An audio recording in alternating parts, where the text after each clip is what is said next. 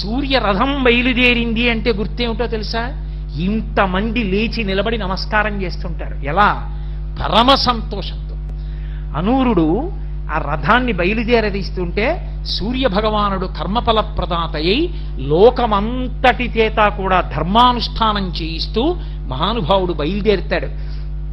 అందుకే అటువంటి సూర్యుడు బయలుదేరుతుండగా ఆ రథం వంక తిరిగి ఒక్కసారి నమస్కారం చేసి, మీరు స్నానం చేసి 2 చేతులు కట్టుకుని ఆయన వంక తిరిగి, ఆయన నమస్కార ప్రీతి, ఆయన ఉదయించడం మొదలవగానే 2 చేతులు ముకిలించి నమస్కారం చేసి పరమ సంతోషంతో భావన చేస్తున్నారనుకోండి, ఎంత ఆనందపడిపోతూ ఉంటుందో ప్రపంచం.